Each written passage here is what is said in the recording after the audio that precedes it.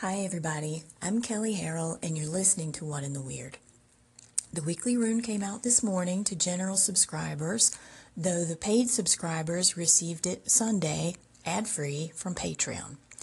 This week's cast makes a pretty big demand, which I don't remember the last time a cast didn't make a big demand, because this week it's asking us to come to terms with our own divinity. That is not a popular topic in Western culture, though it speaks to the droves of people leaving organized religion and wanting more direct relationship to Source, or to all things. The half-month Sowelu, or Sowelu as some people say, has that pay-it-forward edge, meaning you have to have gotten right with yourself in order to pass on anything right to others. Does this mean if things aren't perfect for you, you don't have stuff worth sharing? No, it means that you have to have intimate knowledge of what you're sharing and how to share it so that you don't wear yourself out in the process. Isn't that part of divinity? Anyway, go read it. It's good. You'll like it. The weekly rune is on my website, solentonarts.com. I want to address a couple of questions that came up around reading the runes, literally, and the runic calendar. Good things. I love learning how people see the runes. Thank you for your questions. I just love to see how our modern minds work to find them in life around us. Absolutely #rune fangirl. I digress. The first question is, are runes always read right to left? Because I make a big point of saying that's how the weekly rune is cast. Really, really good question. First off, we're talking here about the Elder Futhark, or other Futharks that were based on it. There are such things as tent ciphers, branch runes, tree runes, hook runes. These are all a very different grouping and stroke order, so they are read differently. I'm not talking about those here. If you want to see a photo of tent runes, do a search on my website for sacred ink, as in tattoo, and you can read all about my tent rune tattoo there. So this question is addressing the Elder Futhark. I was taught to read them right to left. It's what feels right to me, and it's how I assume all runes are written. I am, however, wrong. That's just how my brain works. That's how I've trained myself to automatically detect and interpret the runes. A lot of people read them left to right.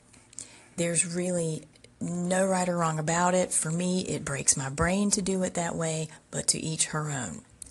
From an academic standpoint, they can be read either way, and the really curious runic artifacts can be read both ways, like by runic. How freaking awesome is that? Again, seriously, rune fangirl. Ultimately, you can read the runes however you want to.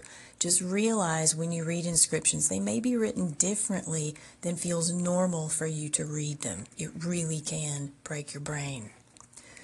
The second question is, how do you determine the timing of the runic half-month? Well, remember, the weekly rune includes what's called a half-month stave, which is a phrase coined by Nigel Pinnock. He refers to that as a little over a fortnight, a little over 2.5 weeks, a rune dominates in terms of that seasonal passage.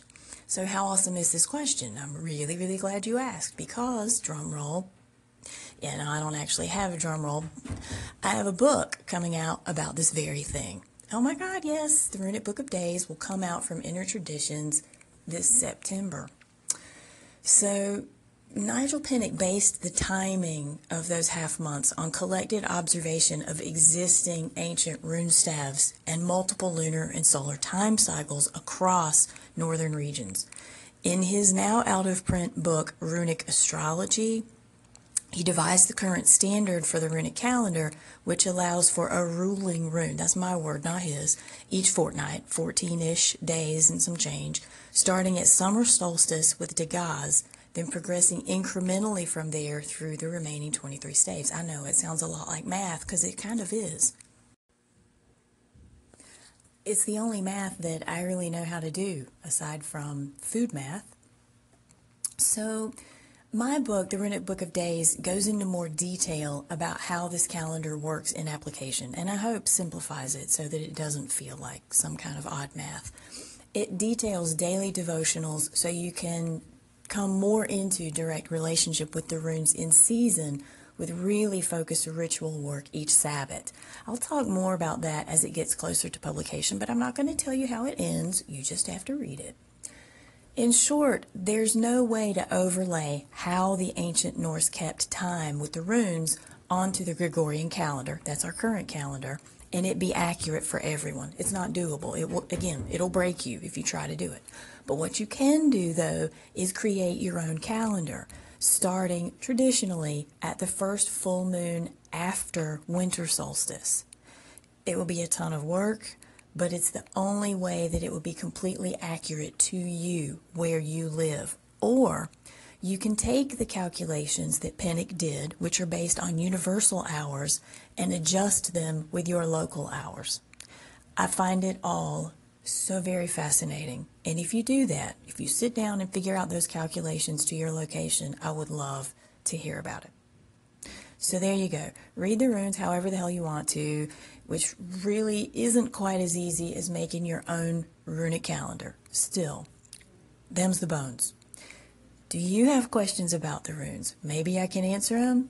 Maybe I can't. We'll figure it out either way. Drop me a line on Anchor by hitting the call-in button, or email me at Kelley, Kelley, at soulintentarts.com. I'm Kelley, and this has been What in the Weird. Thanks for listening, and dream well.